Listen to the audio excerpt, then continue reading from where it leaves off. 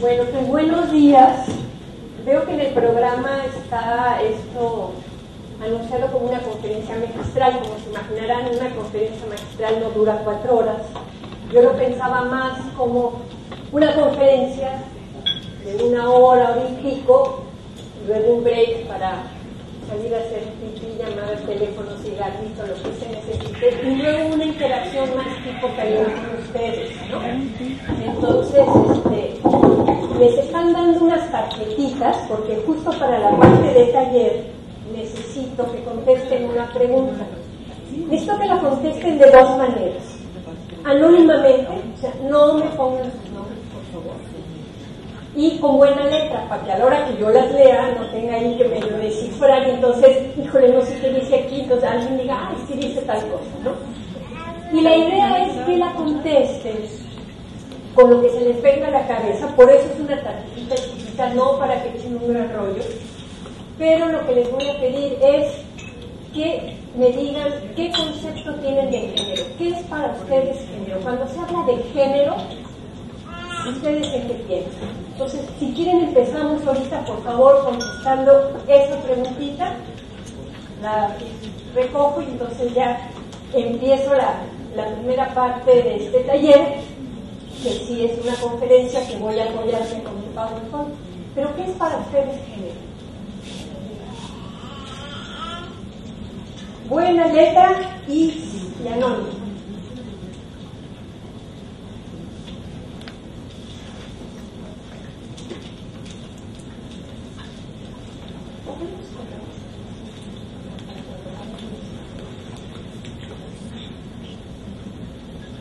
Ahora sí, empezamos con lo que sigue. ¿Por qué esta palabreja de género, que en español siempre ha querido decir clase, tipo y especie, se ha convertido hoy en día en una nueva categoría de análisis, que es esta simbolización de la diferencia sexual, conjunto de ideas, representaciones y atribuciones que se toman como base de qué es lo propio de los hombres y qué es lo propio de las mujeres? Y el proceso por el cual se pasa de una palabra que además, no sé si les ha pasado, a mí me pasa cada rato, cuando va a dar una conferencia la gente me dice, pero es que, ¿de qué género estás hablando? O sea, ¿qué es esa perspectiva de género? ¿De clasificación de qué? Pues no, solamente que estés muy metido en el asunto del feminismo, de las mujeres, de los cambios ahorita en las ciencias sociales, se entiende género de otra manera, pero yo puedo preguntar qué género es este, ¿verdad? O qué género de literatura te gusta, o qué género de música escuchas, y es correcto. Entonces tenemos nosotros, hispanohablantes, el conflicto de que género es una denominación taxonómica que se puede aplicar a todo, a género humano, género femenino, género masculino, etc. Mientras que en inglés el uso de esta nueva categoría surge en Estados Unidos, ahorita vamos a ver cómo surge. Gender es lo mismo que sexo, o sea, no se puede, cuando se habla de gender, hablar del gender de una música o del gender de una tela, eso ya sería genre, sería otro tipo de clasificación. Entonces, en inglés siempre lo que nosotros traducimos como género, que es gender, siempre va a estar vinculado al sexo, a la diferencia sexual. Si vamos a casa de un amigo gringo y tiene un perro y vamos a preguntar what gender is your dog, ¿no? ¿Cuál es el sexo de tu perro? ¿Es perro o es perra? Eso no nos ocurre en español. Y vamos ahorita, voy a dar como una explicación. Por cierto, muchas veces cuando explico esto, me piden la bibliografía, yo con muchísimo gusto se las hago llegar, son historias bastante apasionantes, ¿no?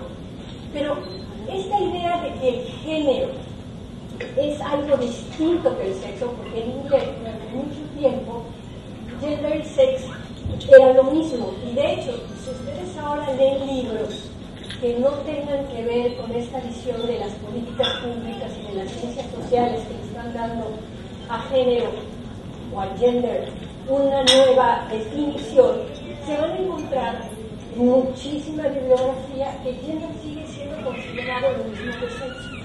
Entonces, con este desbarajuste conceptual que hay, sí es muy importante tener como bases muy claras de qué estamos hablando cuando hablamos de género. Para algunas personas hablar de género es hablar de mujeres, para algunas personas es hablar de las relaciones entre hombres y mujeres, para otros es hablar de lo femenino y lo masculino en la sociedad. Hablar de asuntos de género puede ser hablar de la transexualidad, del problema digamos, de toda la discriminación que hay hacia las personas homosexuales. Entonces, todas estas, digamos, asociaciones a un concepto, es bien interesante ver en qué momento surge esta idea del género como algo vinculado a la diferencia sexual, pero distinto de la diferencia sexual. Y la primera persona que habla de esto, sigue por favor, es Simone de Beauvoir en 1949, en su libro del segundo sexo, donde dice: una no nace mujer, sino que llega a serlo. Este es el primer, digamos, la primera expresión de que no va a ser la biología de las mujeres lo que las vuelva mujeres, sino la manera en que son criadas y la manera en que van creciendo con toda una serie de mandatos que las van a volver eso que se llama mujeres. Aunque Simone de Beauvoir es la primera persona que hace, digamos, una definición de género sin poner la palabra género, ¿no?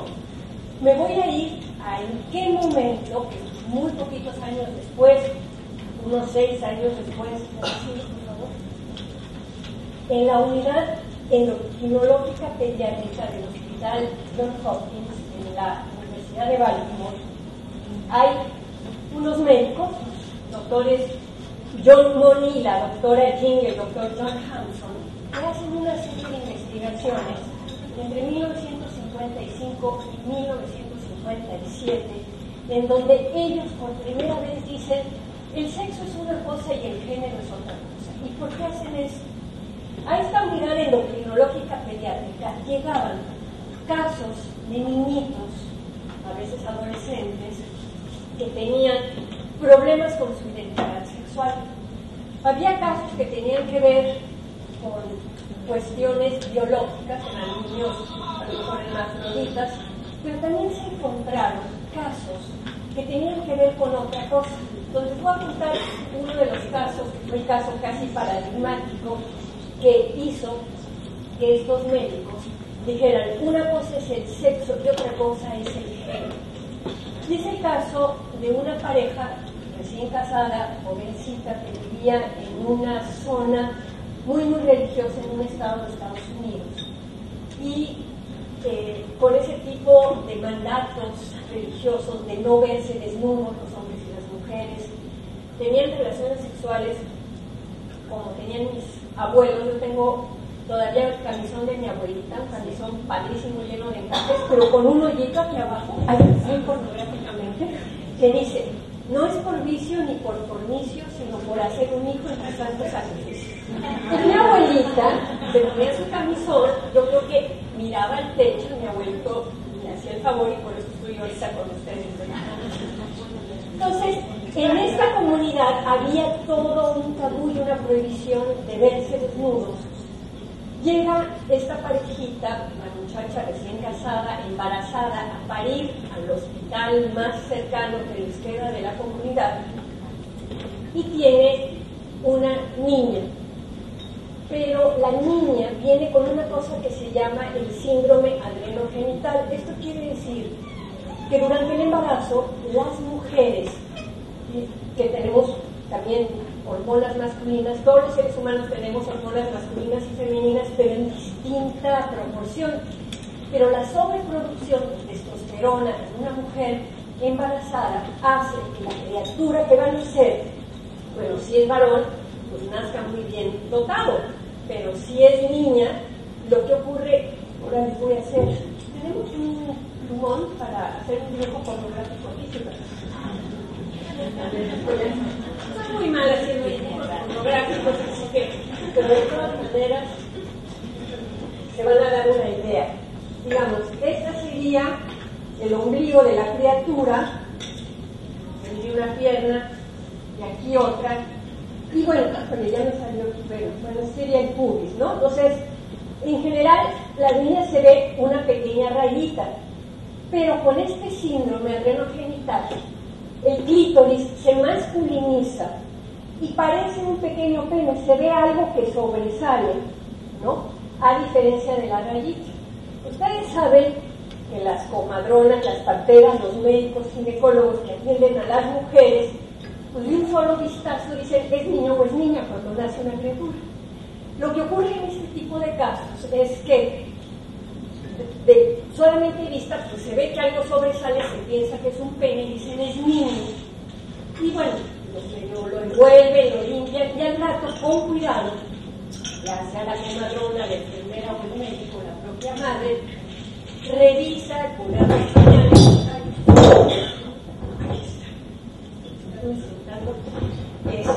revisa los pañales y se da cuenta que no es un niño, que es un clítoris masculinizado que parece un pequeño pene, y entonces tienen que rectificar y van y le dicen a la mamá, ay señora, perdone, no tuvo niño, tuvo niña, ¿verdad?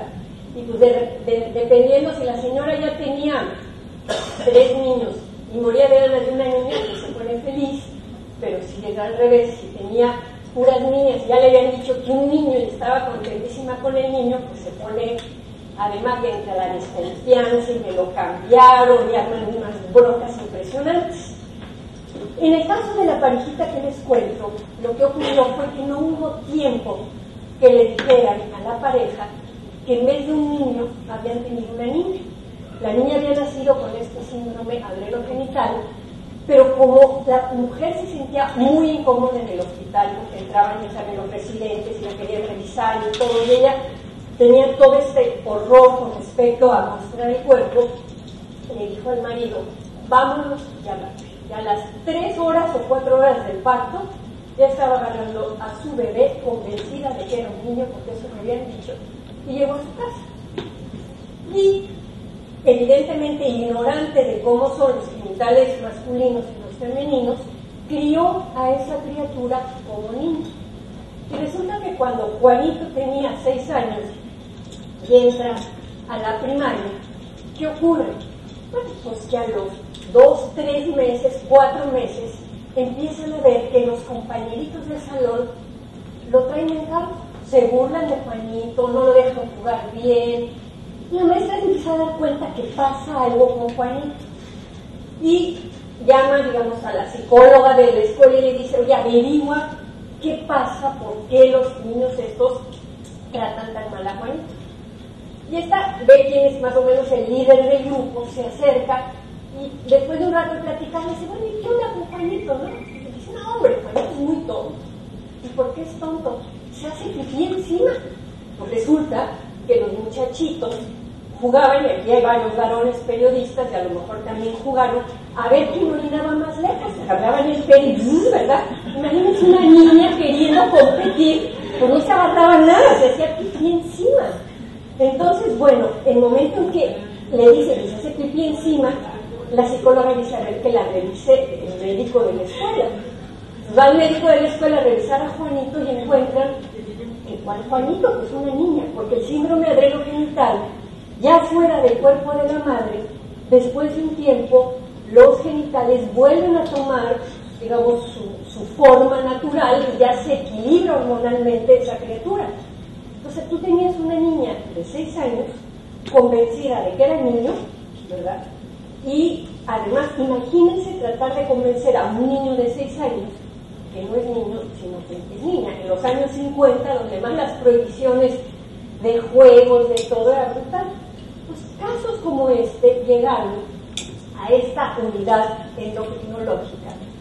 Y a la conclusión que llegaron los doctores Moni y los Hanson fue que una cosa es el sexo, determinado por los cromosomas, que se manifiesta biológicamente en los genitales, pero otra el gender, el género, que es el conjunto de ideas que hacen que un niño o una niña se sienta niño o niña, que tienen que ver cómo te visten los juguetes que te dan, cómo te llaman, toda esa historia. Entonces, por eso separaron y dijeron, conceptualmente tenemos que distinguir que no basta tener una determinada biología para sentirte hombre o mujer. Es muy importante el género. Eso que ocurrió en 1957, en 1955-57, fue además un elemento, digamos, científico que sirvió para manejar otro tipo de casos. En 1959-60, en Nueva York, una familia muy rica, judía, tenía 2 hijos hombres, una hija mujer, y nace un niñito perfectamente sano y bien en esa familia, y a la semana de haber nacido, en la ceremonia de circuncisión, que se llama el bris, a la hora que el rabino va a cortar el prepucio, tiene un paro cardíaco y con la navaja mutila el pene de la gente. Entonces, tragedia familiar, y es, ¿qué hacemos? Era una familia con mucho dinero y con muchos recursos intelectuales. Hablan a varios médicos. En 1960 no había todavía las maravillas de tecnología médica que hay en este momento, no había posibilidad ni de pegarle el pene ni nada. Y los médicos le dicen a la familia, ustedes tienen que elegir el menor de los males. ¿Cuál es el menor de los males para ustedes?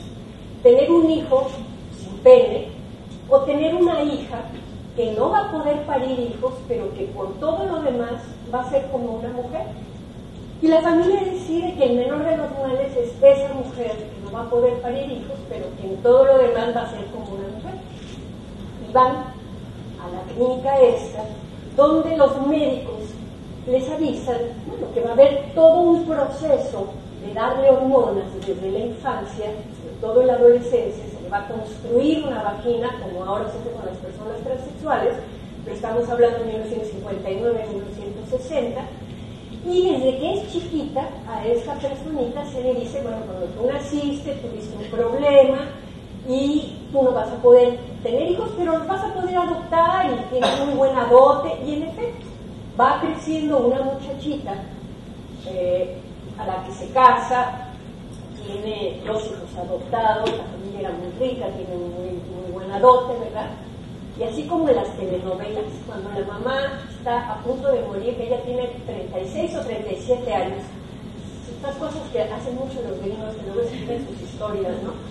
La mamá la llama al lecho de muerte y dice, yo no me puedo morir sin contarte la verdad de tu vida.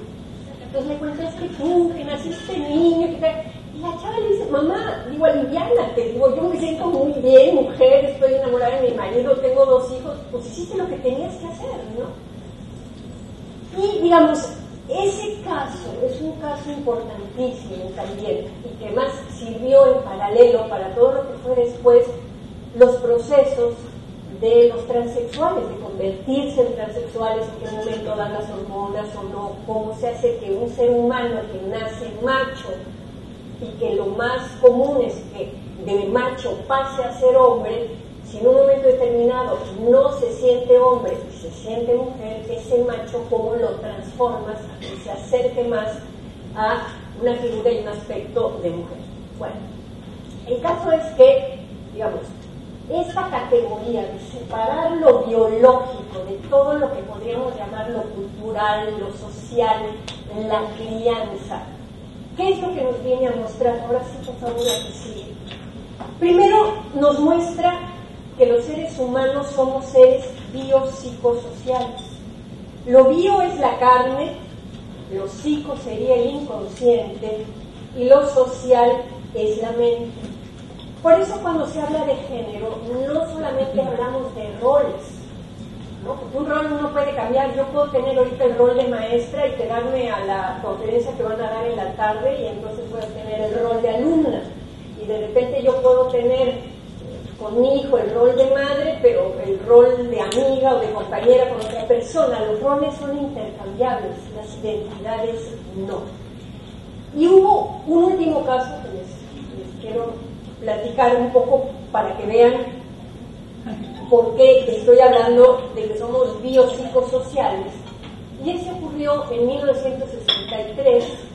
De ese tengo el libro, del anterior no he conseguido el libro, aunque tengo los artículos que lo citan, pero de este sí tengo el libro, así que si les interesa les puedo pasar a Ingrid una copia, ¿no?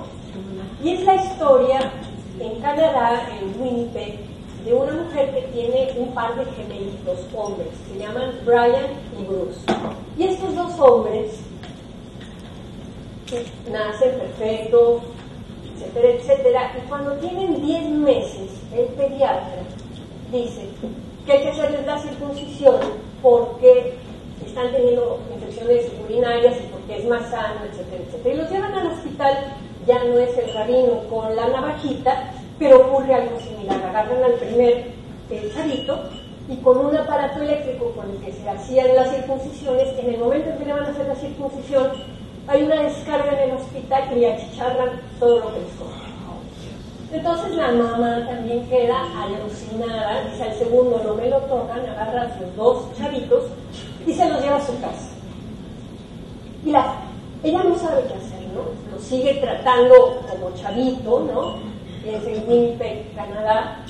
Y cuando está a punto de cumplir 2 años los gemelos, en la televisión ve al doctor Money, al doctor John Money lo ve contando el caso del chavito judío que le habían mutilado el pene en la circuncisión y cómo lo habían educado como niña, y dice esta mujer, eso es lo que necesita mi hijo.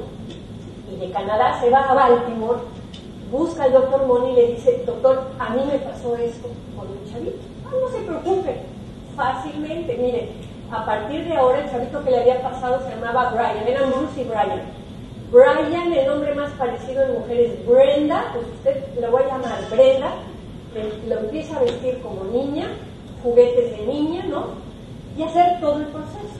Pero este aquí, que Brenda no acepta, como había aceptado el otro niño, digamos, su identidad de mujer, y se pelea y resiste y tiene broncas.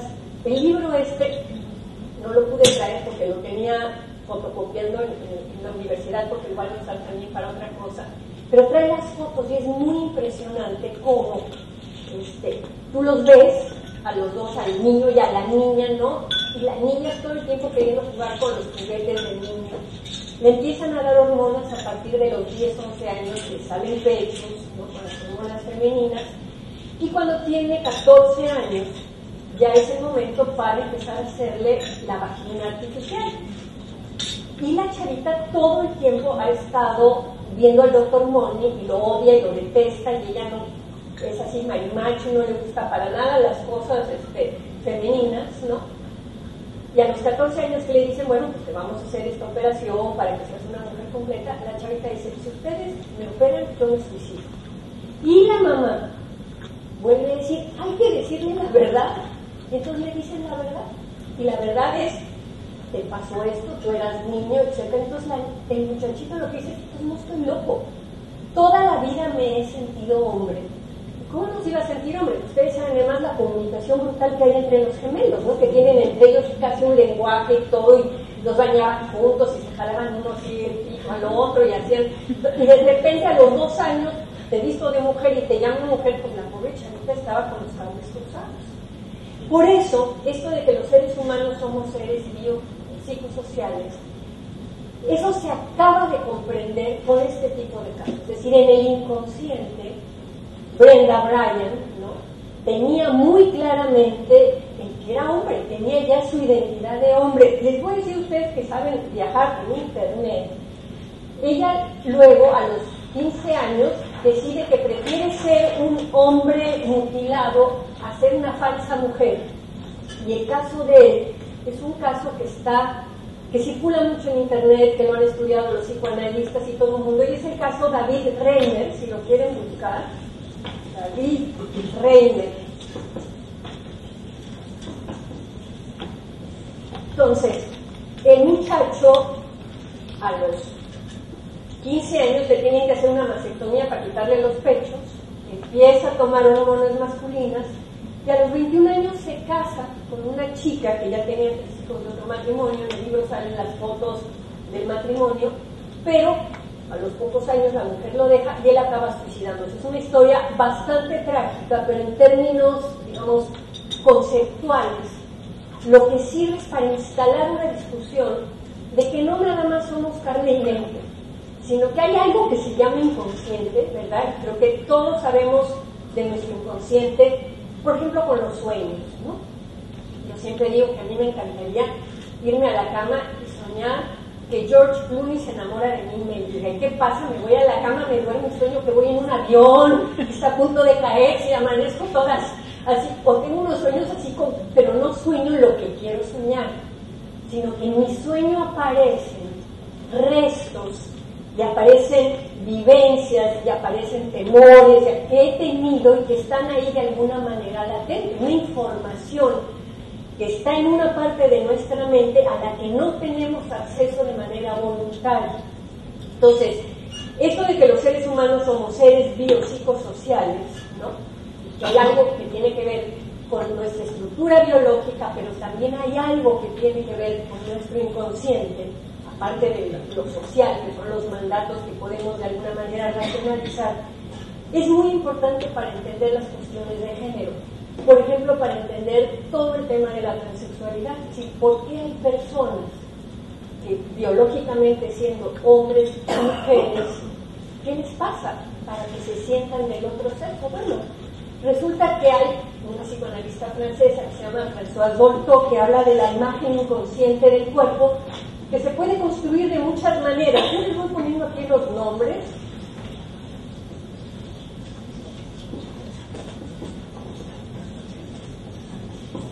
Y toda esta construcción inconsciente que tenemos no solamente tiene que ver con la imagen del cuerpo, tiene que ver también con los mandatos que aceptamos, con los mandatos que resistimos, ¿no?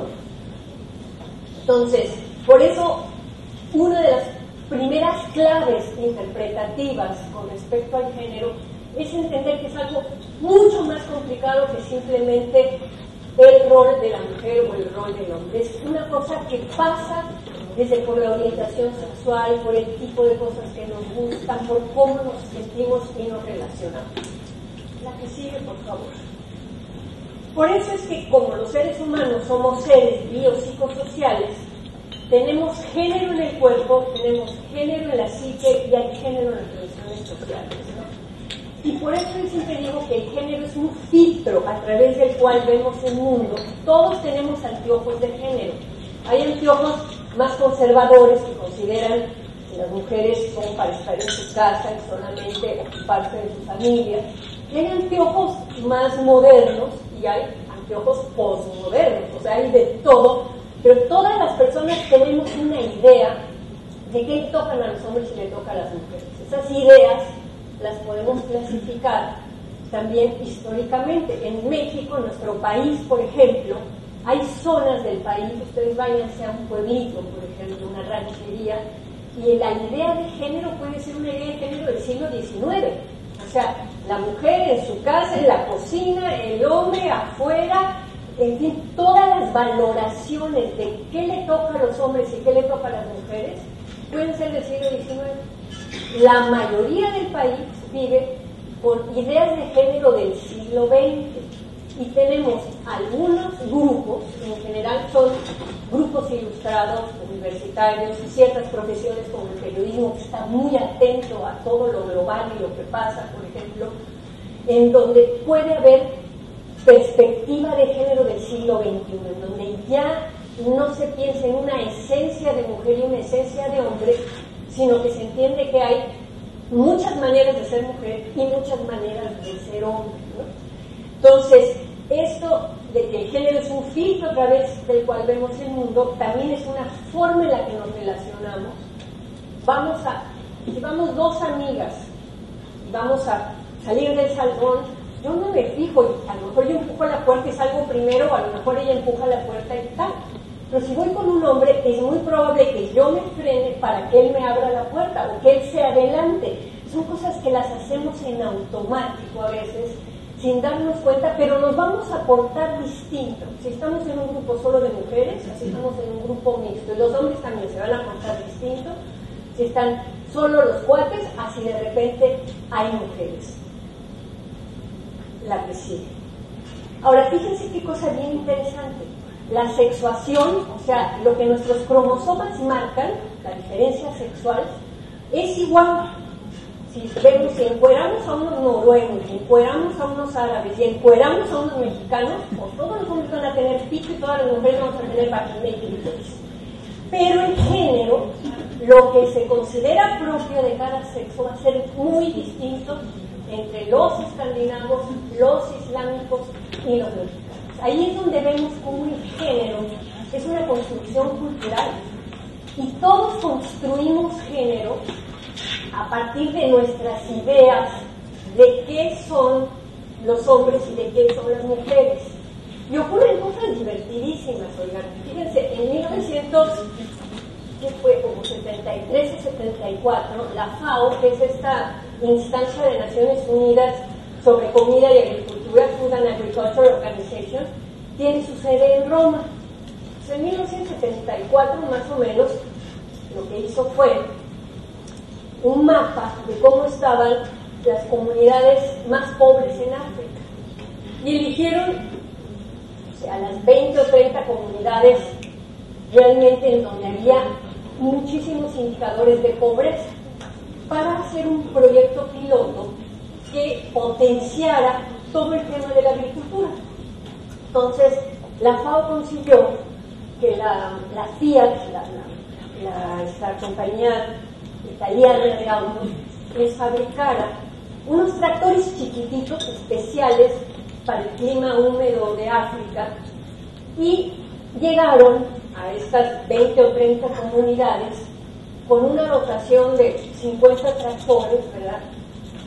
Hablaron con el especie de presidente municipal o el cacique de la comunidad y le dijeron, oiga, ¿quiénes son pues, los 20 o 30 hombres más responsables, los jóvenes más cuidadosos, ¿no?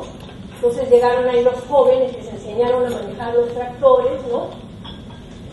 Y se fueron, regresaron a Roma, y al año dijeron, ahora sí vamos a ver cómo los resultados, cómo ha mejorado la agricultura en estas comunidades.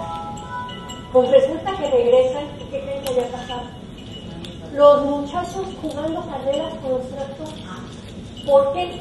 Porque en África la agricultura, en esa zona de África, que es el África septentrional, que es una zona muy húmeda, la agricultura es responsabilidad de las mujeres. Y entonces, con su perspectiva de género europea, los de Roma habían dicho, pues, hay que capacitar a los hombres para manejar los tractores. Entonces, tuvieron también que echar para atrás y explicar, no, ¿verdad? Esto no es para que ustedes jueguen, sino, esto vamos a enseñarle a las mujeres a que usen los tractores. En esa zona, las mujeres con unos palos que se llaman coa, roturan la tierra, ¿no? Y digamos, ellas son las encargadas. Entonces, ¿cómo los conceptos de género pueden cambiar? En África, por ejemplo, se dice que si las mujeres parimos, es porque somos más fuertes que los hombres. Los hombres no podrían parir porque no son tan fuertes y resistentes, y por lo tanto, las mujeres hacen muchísimos de los trabajos más pesados y de fuerza, ¿no? Porque pues, somos muy resistentes. Estas concepciones de género, digamos, que las traemos ya como introyectadas y alambreadas en nuestra cabeza. Yo les ponía el ejemplo de los escandinavos, los musulmanes y los latinoamericanos, como para que veamos, bueno, yo creo que los latinoamericanos estaríamos entre los musulmanes y los escandinavos como en medio, ¿verdad? No somos ni tan progresistas ni tan igualitarios como los escandinavos, pero tampoco tenemos toda esta serie de prohibiciones con respecto a cómo se ven las mujeres, de si podemos andar sin pelo y con el pelo así y demás. Entonces, esto, la que sigue por favor, a lo que me lleva es a otra de las claves importantes. El género es una lógica cultural, o sea, cada cultura distinta, los orientales, los occidentales, los africanos, y dentro de esos grupos, cada grupo tiene una lógica de qué le toca a los hombres y qué le toca a las mujeres, ¿no? Y esta lógica está presente en todas las situaciones sociales, tiñe la construcción de la identidad psíquica, o sea, las mujeres buscamos ser femeninas, o nos sale ser femeninas y los hombres les sale ser masculinos, ¿no? Y esto también, esta lógica cultural, condiciona el sistema jurídico. Tenemos un sistema jurídico que se ha ido transformando, en donde de tener una serie de prohibiciones con respecto a la mujer. Yo me acuerdo en 1974 hubo en la Secretaría del Trabajo una reunión, en ese momento era Lupina Mendoza, puede que María Elena Chapán se acuerde de ella o la haya conocido, ¿no? Que era una subsecretaria, porque como el año siguiente iba a ser México el país anfitrión del Año Internacional de la Mujer, pues mínimamente dijeron que no queremos tener o la que nos pisen, vamos a ver cómo está nuestra legislación.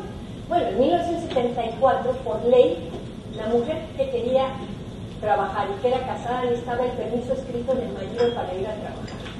Una mexicana que se casaba con un extranjero no le podía dar la nacionalidad al extranjero. Un mexicano que se casaba con una extranjera automáticamente le podía dar la nacionalidad. O sea, había muchos detallitos de desigualdad en la legislación que se pudieron más o menos equilibrar.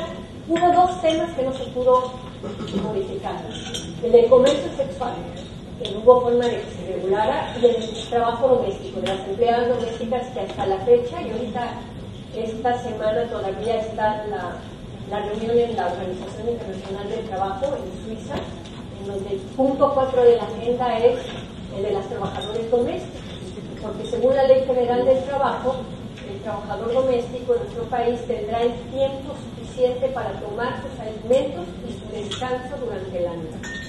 Y como eso puede significar 16 horas de trabajo,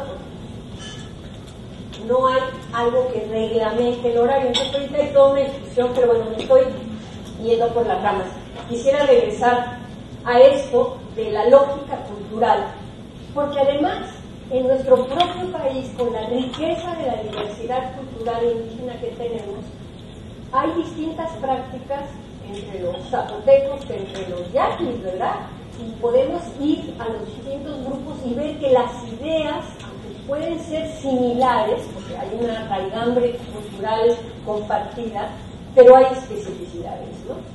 Entonces, esto es lo que es el género, es esta lógica cultural que se nos mete adentro desde que somos niños, ¿verdad? Y que hace que los seres humanos en cuerpo de hembras se conviertan en mujeres y los seres humanos en cuerpo de machos se conviertan en hombres. Es tan, digamos, insidiosa y tan invisible esta manera, que les quiero contar de una investigación que hizo, les voy a contar el nombre del doctor, un psicólogo social norteamericano que se llama Walter Mitchell, en Estados Unidos, después de que el doctor Money y los doctores Hampson establecen esta diferencia entre sexo y género.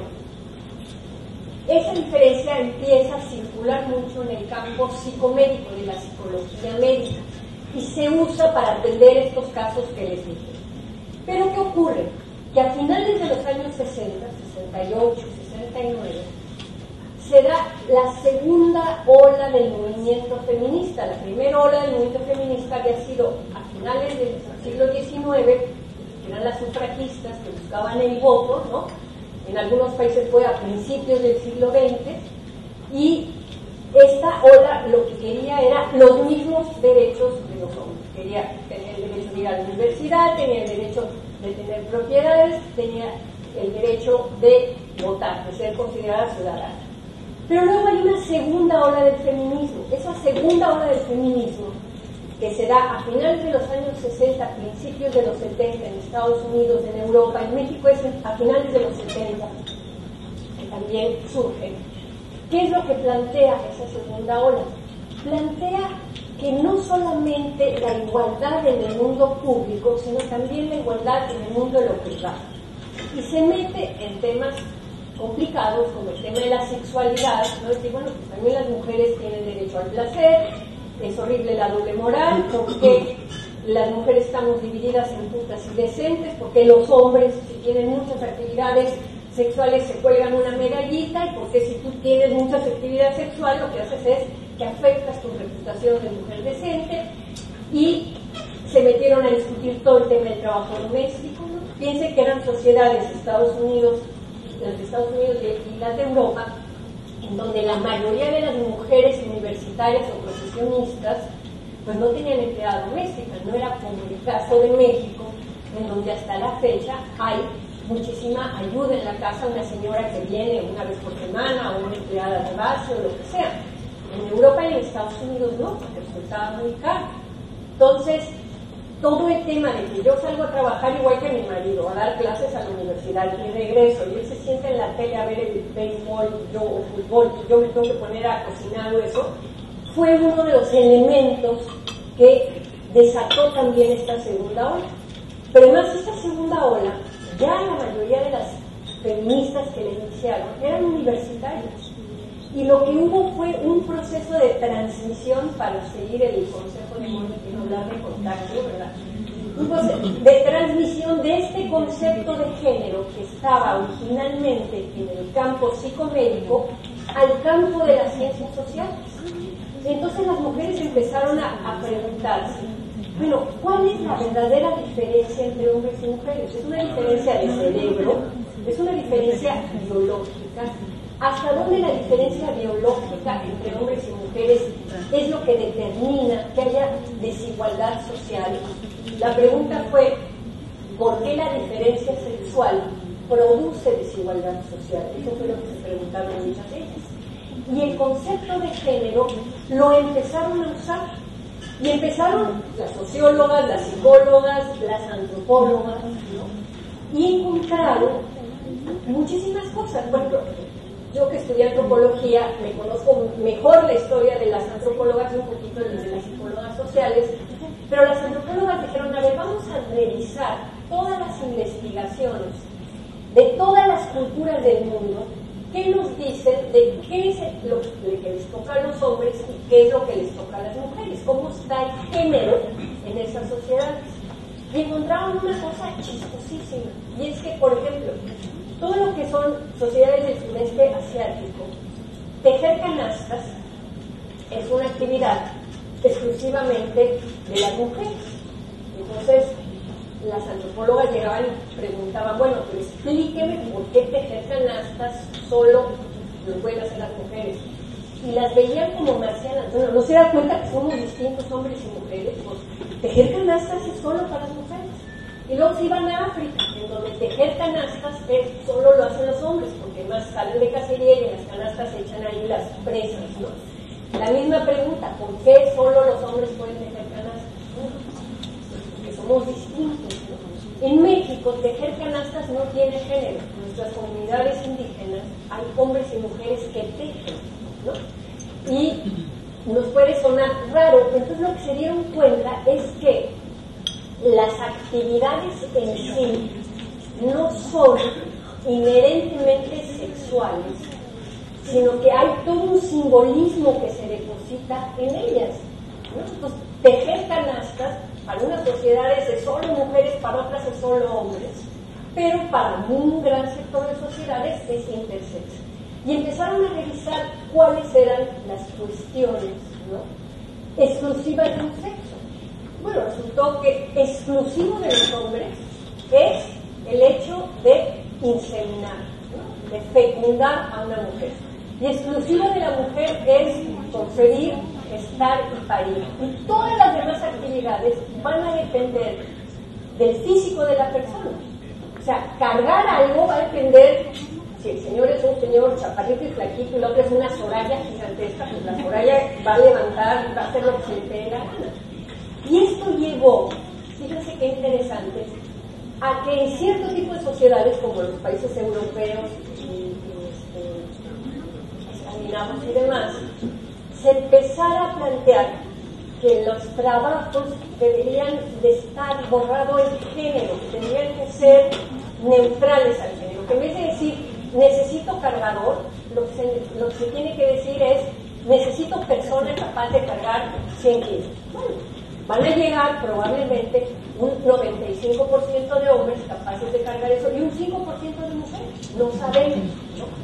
Entonces, ¿cómo hubo todo un cambio conceptual con respecto a que realmente el peso simbólico que le damos, ¿no?, a las cosas. ¿Por qué, por ejemplo, por qué no podían las mujeres antes entrar a la universidad? Por el peso simbólico. Ustedes saben que en 1857 nuestra primera médica mexicana, que se llama Matilde Montoya, hay un libro precioso, una biografía de Matilde Montoya en la editorial de MAC, que es la editorial que se llama Documentación y Análisis sobre la Mujer. Para quien le interese conocer la vida de Matilde Montoya. Bueno, pues esta mujer decidió que quería ser médica y cuentan todo lo que tuvo que pasar para poder ser médica. Pero lo que tuvo que pasar, digo, ahorita nos da risa, pero por ejemplo tenía que ir a las clases después de que tuvo que escribirle a Porfirio Díaz para que le diera permiso de que entrara ella a la Facultad de Medicina, ¿no? Tenía que ir a clases con su mamá, porque como una señorita decente, rodeada de puros hombres, su pudor y su castidad, pues la mamá se chutaba las clases, ¿verdad? Luego, la clase de anatomía, como era con cadáveres desnudos, no podía ser todos los hombres porque podían hacer comentarios inconvenientes a sus castos oídos, entonces le daban a ella la clase de anatomía sola, y claro, se volvió un hacha porque tenía un cadáver para ella sola, mientras que el otro cadáver eran 30 chavos estudiando, ¿no? Cuando ella tiene su examen, Porfirio Díaz y Romero Rubio van al examen, pero además ustedes ven la prensa del momento, si se van a la hemeroteca, y es apasionante. La sociedad mexicana estaba dividida entre quienes decían, horror, una mujer que estudie medicina, su feminidad, ¿qué nos espera? Las mujeres van a perder sus sentimientos nobles, bla, bla, bla. Y otros que decían, qué bueno que va a haber mujeres médicas que van a atender a las mujeres. Pero es interesantísimo ver las concepciones de género en la prensa del momento, lo que eran, ¿no? Era una cosa, y se batallaba, ¿no?, entre unos y otros. Al final le fue bastante mal, terminó la carrera, pero luego resultó que lo que ella quería, que era ser una médica general, pues los hombres no iban con una médica mujer. Las únicas que iban eran mujeres, y acabó siendo, digamos, ginecóloga, creo que se fue a vivir a Puebla, ¿no? Y acabó bastante pobre, no tuvo hijos, no se casó porque quién se quería casar con una médica en ese momento, ¿no? O sea, y es interesantísimo leer, digamos, toda esa carga del debate sobre género que hubo en ese momento. Y lo que, hablando de la prensa, yo les quería decir cómo las representaciones mediáticas constituyen una dimensión muy importante de la reproducción del orden social. Por eso es necesario comprender cómo las imágenes de las construcciones culturales están conectadas a estos patrones de desigualdad, de dominación y de opresión. Yo creo que cuando el Instituto Nacional de las Mujeres y los institutos estatales hacen este tipo de talleres, digamos, uno de los objetivos es que ustedes puedan tener esa perspectiva de género. Y esta perspectiva de género lo que quiere decir es poder, en cada cosa que ustedes reporten, ver los dos lados. ¿Qué pasa con los hombres y qué pasa con las mujeres? Y cuánto hay de valoraciones sobre lo que pasa entre los hombres y lo que pasa entre las mujeres. Yo les quiero contar que hace unos, eran como 10 años, al Programa Universitario de Estudios de Género, donde ahora yo soy profesora, llegó una mujer que venía de Jalisco, la fábrica esta de zapatos Canadá, que la dueña es una mujer muy emprendedora y muy padre. Ella tiene en Jalisco, pero también en Guanajuato, una serie de fábricas chiquitas que le maquilan a zapatos Canadá. Y resulta que en una de estas fábricas, creo que de Guanajuato, la gerenta, porque más ha puesto a mujeres en puestos de gerentes y demás, empezó a ver que los lunes le llegaban como 8 o 10 de las trabajadoras madreadas, o con el moretón, con el golpe, o a veces no llegaba alguna. Pero además que era una cosa bastante sistemática. Entonces fue con la dueña de Canadá y le dijo que si le ayudaba a poner un centro de apoyo para la mujer golpeada. Empezó a ver además que todas venían de la misma comunidad, o sea, no es que vinieran a la fábrica, a la maquiladora llegaban de distintos pueblitos, pero las mujeres golpeadas llegaban todas del mismo pueblo. Entonces la tipa dijo, sí, como no, digo, ponlo, y esta mujer vino al pueblo a pedir asesoría de cómo poner el... Y una compañera socióloga le dijo, ¿sabes qué? Dame chance de que vaya yo al pueblo y que vea un poquito qué onda. Llega al pueblo y ¿qué creen que se encuentra? El pueblo tiene solamente una cantina. No hay para nada un campo de deportes. La mayoría de los maridos de las obreras desempleados se la pasaban de lunes a viernes encerrados en su casa. Cuando llegaba ella con la raya el sábado, ¿verdad? Daban el dinero y se iban con sus cuates toda la frustración de la semana a botárselo en la cantina del pueblo. Y claro, la frustración la sacaban al regresar a la casa con la mujer, ¿verdad? Y la golpeaban. Entonces, lo que hicieron fue, en vez de poner un centro de atención a la mujer golpeada, pusieron un centro de apoyo a estos hombres. O sea, hicieron una cancha de deportes, los metieron en un rollo de oficios, los que no tenían primaria que terminaran la primaria, la secundaria, taller de electricidad, taller no sé qué, se acabó la violencia. Eso es tener perspectiva de género. O sea, pero si hubiera sido las mujeres golpeadas, hay que darles algo para que ya no las golpeen, pero bueno, ¿por qué las están golpeando? ¿Qué está pasando allí y qué se necesita para cambiar esa dinámica, ¿no? Entonces, esto de conceptualizar qué es perspectiva de género requiere las claves de las que está anunciado en esta conferencia, de otros conceptos que vienen de la sociología política y sobre todo de un sociólogo, antropólogo francés que murió hace unos años y que es muy interesante, que se llama Pierre Bourdieu. Les voy a hacer un pequeñito resumen porque hasta el momento es la persona que ha logrado explicar el porqué de la dominación masculina de la manera más clara. Porque bueno, yo no quisiera olvidar que ustedes que están aquí son periodistas, ¿no? Y yo creo que el reflexionar sobre algunas formas nuevas en las que las representaciones de género están siendo construidas y transmitidas requiere también saber algunos conceptos teóricos y algunos abordajes interpretativos para así explorar estos mensajes mediáticos y construir mejores políticas de comunicación. Y el primer concepto que les quiero plantear es el de violencia simbólica. La violencia simbólica es el mecanismo principal de reproducción social y el medio más potente de mantenimiento de los desiguales mandatos de género, pero no solo de género. Yo voy a hablar de género porque el taller es sobre esto y es el Instituto Nacional de las Mujeres, ¿no? Es decir, también la violencia simbólica se da con cuestiones de edad, de clase social, étnica, raciales. Y digamos, lo que define a la violencia simbólica, este hombre lo define así, es la forma de violencia que se ejerce con la anuencia o la aceptación de la persona dominada. Yo voy a poner un ejemplo porque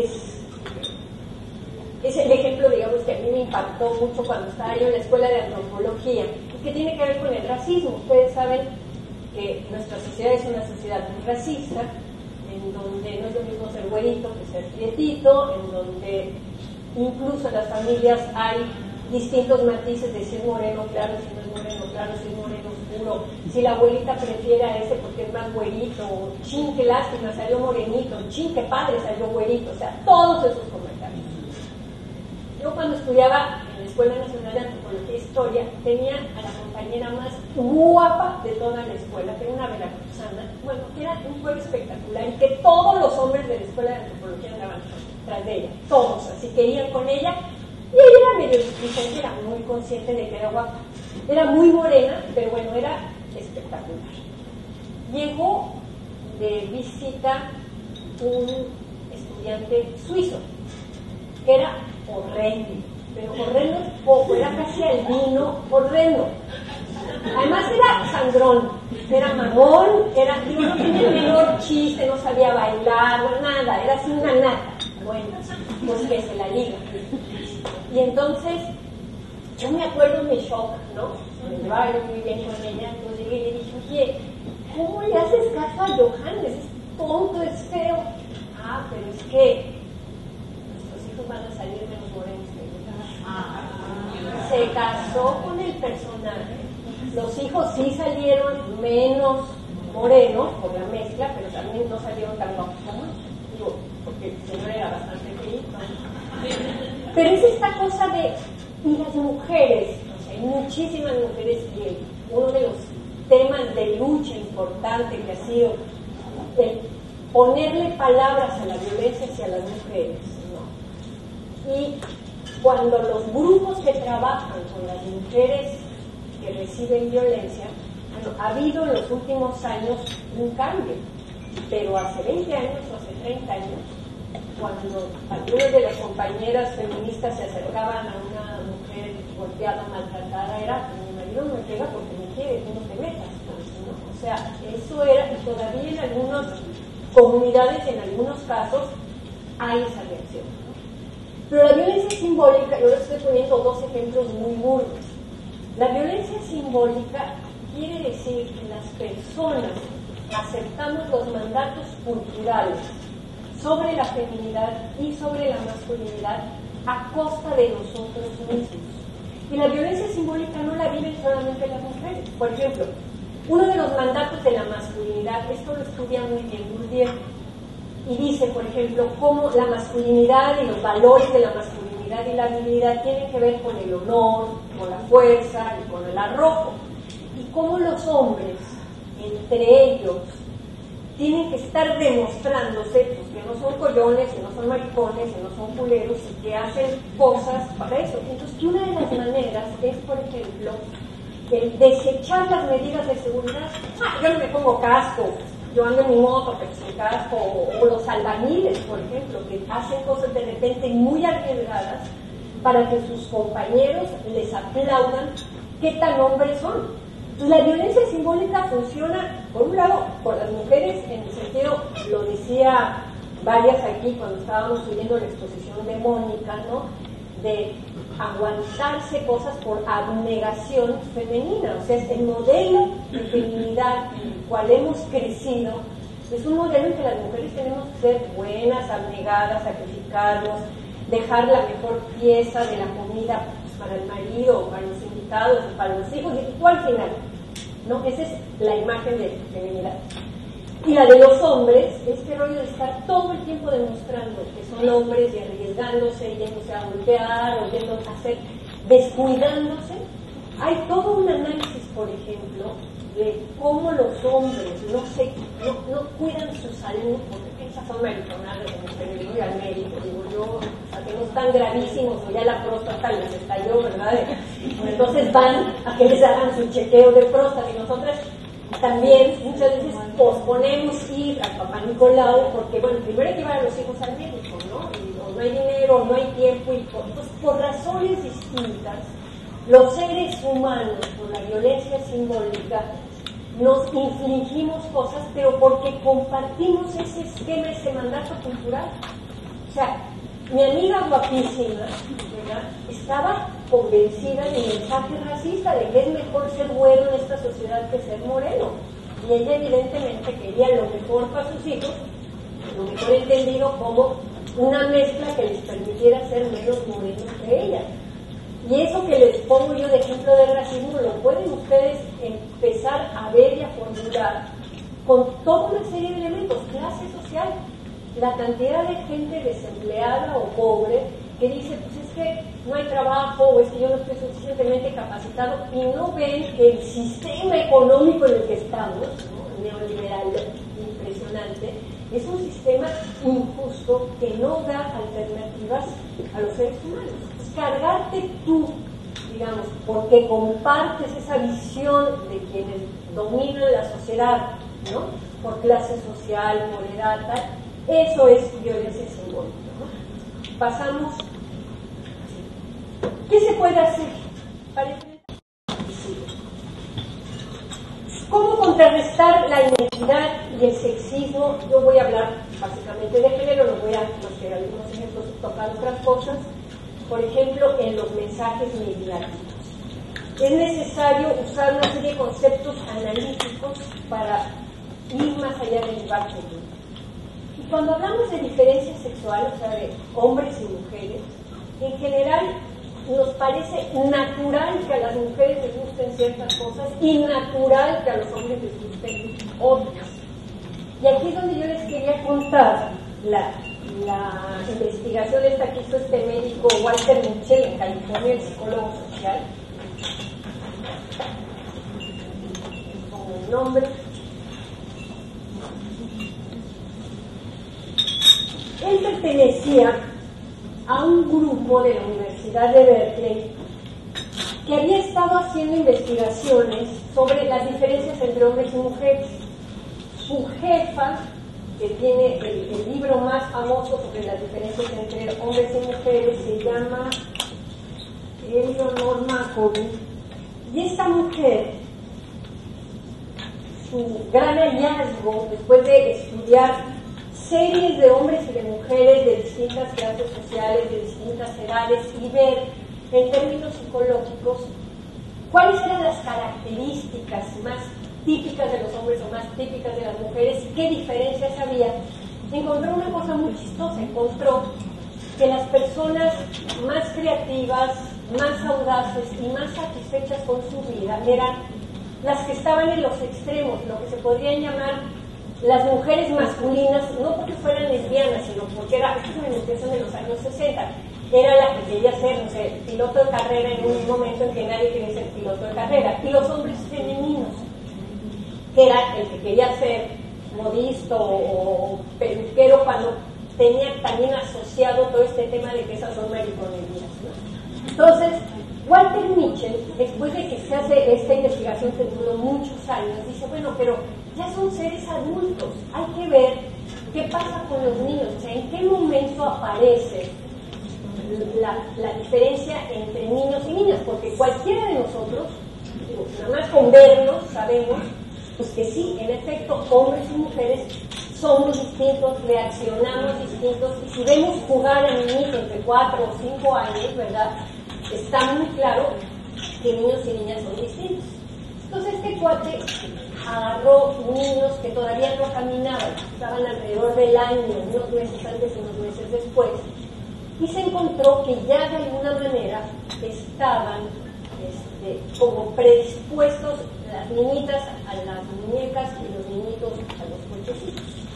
Entonces le ocurrió, hubo una interpretación de buscar hasta dónde son las actitudes de las personas las que van condicionando a los niñitos, y no es que los niñitos ya salimos las mujeres con el gusto por las muñecas estructurado y los niños el gusto por los cochecitos.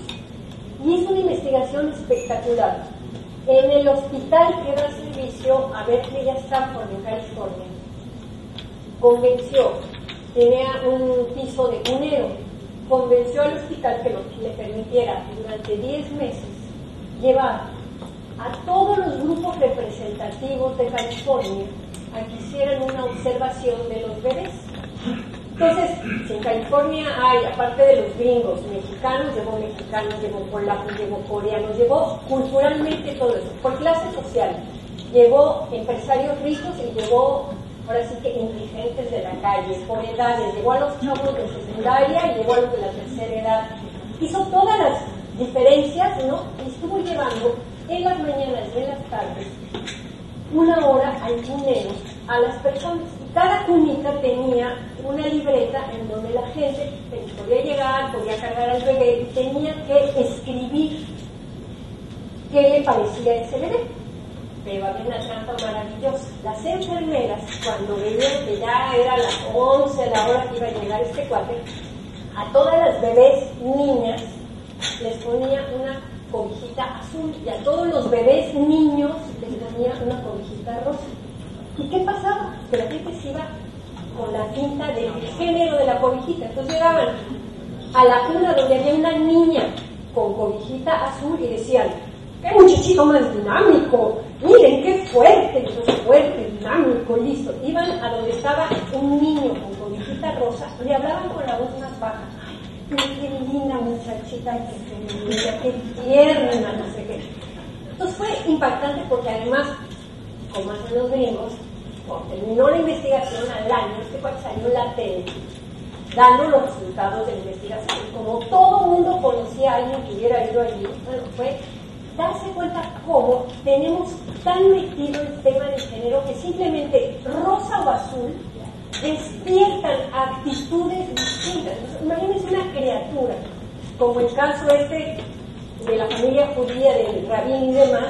Si a esa criatura, desde los 15 días de nacido, porque a la semana fue que le ocurrió el accidente y a la semana siguiente ya lo empezaron a nombrar como niña, a tratar como niña, a vestir como niña, todo eso, ¿cómo no se iba a sentir, digamos, niña, ¿no?